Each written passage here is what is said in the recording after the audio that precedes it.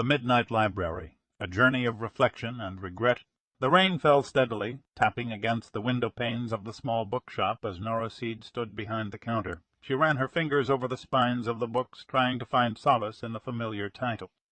But her mind was elsewhere, lost in the labyrinth of her regrets. "I should have gone to Australia," she muttered to herself. "Or maybe I should have pursued music instead of settling for a job at a piano bar."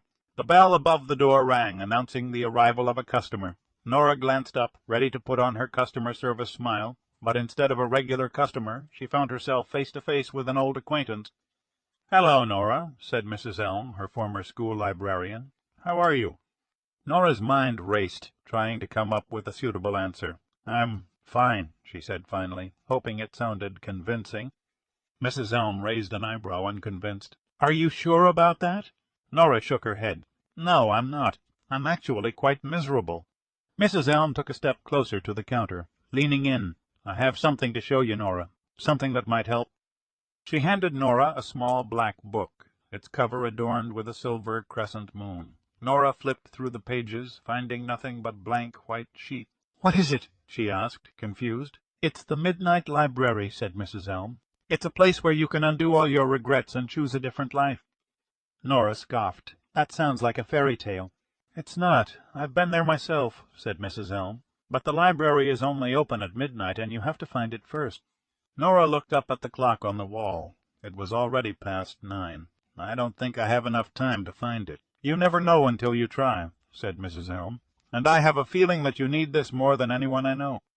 Nora hesitated, but the lure of undoing her regrets was too strong to resist. "Okay," she said finally. "I'll try to find it." Mrs. Elm smiled. "Good luck, Nora, and remember the library is always there when you need it." The clock on the wall struck midnight as Nora stood outside the bookshop, clutching the small black book in her hand. She looked around, trying to spot any signs of the Midnight Library, but everything looked the same as it did during the day. Nora sighed, feeling foolish. "This was a stupid idea," she muttered to herself. But then she heard a faint sound, like the rustling of pages. She followed the sound, turning down a dark alleyway that she swore wasn't there before. And there, at the end of the alley, was a door that she hadn't seen before. The door was old and wooden, with a silver knob that gleamed in the moonlight. Nora reached for the knob, turning it slowly. The door creaked open, revealing a dimly lit room filled with bookshelves as far as the eye could see. Nora stepped inside, feeling a sense of awe and wonder wash over her. The air smelled of old books and ink, and the shelves were stacked with books of all shapes and sizes. "Hello," she called out tentatively. "Is anyone here?" There was no response, but the sound of rustling pages grew louder. Nora followed the sound, making her way deeper into the library. She came across a section of shelves labeled Regrets, and her heart skipped a beat. This was it. The section was filled with books of all colors, each one with a name written on the spine. Nora reached for a book at random, her fingers trembling. The name on the spine was Musician. She opened the book, and to her surprise the pages were filled with musical notes and lyrics. She closed the book and reached for another one. This one was called Australia. She opened it, and a map of Australia fell out of the pages. Nora couldn't believe what she was seeing. These were her regrets, laid out in front of her like a buffet. She could undo them all and choose a different life. But as she looked around the library, she realized that the shelves went on and on, as far as the eye could see. How could she possibly choose between so many regrets? She sat down on the floor, feeling overwhelmed. "I don't know what to do," she whispered. "That's okay," said a voice behind her. Nora turned around, startled. There was a woman standing there, wearing a long purple dress and a silver necklace. She looked familiar, but Nora couldn't quite place her. The woman smiled. "My name is Mrs. Elm. I'm the librarian here." Nora's eyes widened. "You're the one who gave me the book." Mrs. Elm nodded. "That's right. And now it's time for you to choose."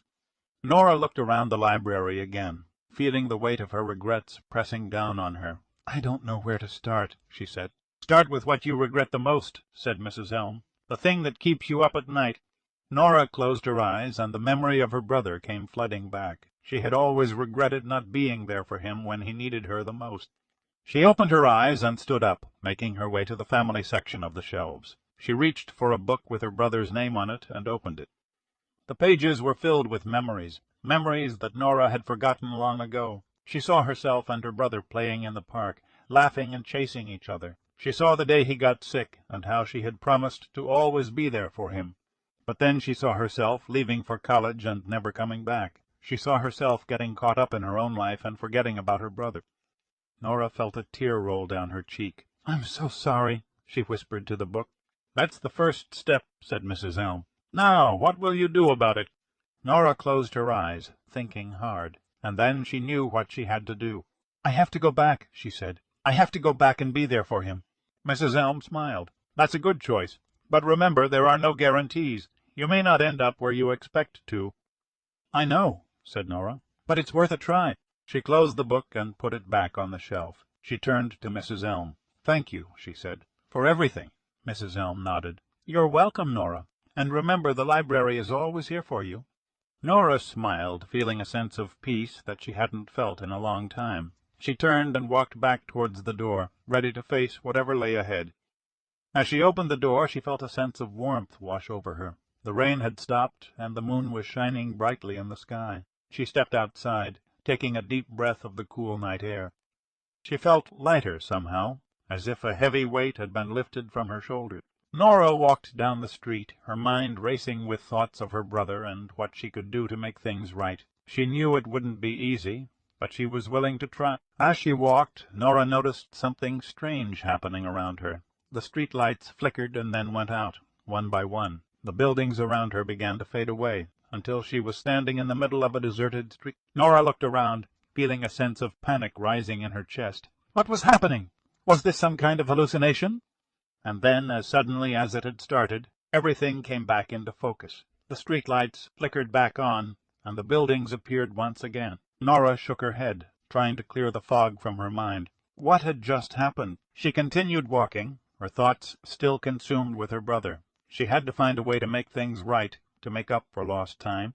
As she turned the corner, Nora saw a familiar face. It was her old neighbor, Mrs. Jenkins. "Hello, dear," said Mrs. Jenkins, smiling warmly at Nora. "It's good to see you." Nora felt a lump in her throat. Mrs. Jenkins had been like a grandmother to her and her brother when they were growing up. She hadn't seen her in years. "Mrs. Jenkins," said Nora, her voice barely above a whisper. "It's so good to see you, too." They talked for a while, catching up on old times. Mrs. Jenkins asked about Nora's brother, and Nora felt a pang of guilt in her chest. "He's not doing very well," she said. "I haven't seen him in a long time." Mrs. Jenkins put a comforting hand on Nora's shoulder. "Don't worry, dear. I'm sure he'll be glad to see you." Nora nodded, feeling a sense of determination growing within her. She had to make things right, no matter what it took. As she walked away from Mrs. Jenkins, Nora felt a strange sensation in her chest. It was as if something inside her was shifting, changing, and then she realized what it was. It was hope, hope that she could make things right, that she could undo her biggest regret. Nora walked faster now, her heart beating faster with every step. She knew what she had to do. She arrived at her brother's apartment building, feeling a sense of trepidation. She hadn't seen him in so long, and she didn't know what to expect. But as she walked up the stairs to his apartment, Nora knew that she was doing the right thing. She had to try. She knocked on the door, and a moment later it opened. And there he was, her brother. He looked tired and worn, but when he saw Nora, a smile spread across his face. "Nora," he said, his voice barely above a whisper, "what are you doing here?" Nora took a deep breath, feeling the weight of her regret bearing down on her. "I'm here to make things right," she said. Her brother looked at her, his eyes filling with tears. "I've missed you so much," he said. Nora stepped forward and wrapped her arms around him, feeling a sense of joy that she hadn't felt in a long time. "I've missed you, too," she said, her voice choked with emotion. And then they were both crying, holding each other tightly as if they were afraid to let go. Nora knew that this was just the beginning of their journey towards healing their relationship, but in that moment she felt a sense of peace that she hadn't felt in a long time. Over the next few days, Nora spent every moment she could with her brother. They talked, they laughed, and they cried. They shared memories of their childhood, and they talked about the future. Nora realized that she had been so caught up in her own regrets that she had forgotten about the people in her life who loved her. She had been so focused on what she had lost that she had forgotten about what she still had. But now, with her brother back in her life, Nora felt a sense of gratitude that she had never felt before. She realized that life was too short to hold on to regrets and grudges. She had to appreciate the people in her life while she still had them. And so Nora made a promise to herself. She would never let another day go by without telling the people she loved how much they meant to her. She would never let another opportunity pass her by without taking a chance. As Nora sat in the park, watching the sunset, she felt a sense of peace wash over her. She knew that her journey wasn't over, but she also knew that she was on the right path. And as she looked up at the sky, Nora saw something that made her heart skip a beat. It was a shooting star, streaking across the sky in a blaze of light. Nora closed her eyes and made a wish. She wished for the strength to keep moving forward, for the courage to take risks, and for the wisdom to know when to let go. And as she opened her eyes, Nora felt a sense of hope growing within her. She knew that life wouldn't always be easy, but she also knew that she had the power to make it better. With a smile on her face, Nora stood up and walked back to her apartment. She had a lot of work to do, a lot of relationships to repair, but she was ready. Because now, thanks to the Midnight Library, Nora knew that she had the power to change her life, and she was ready to take that first step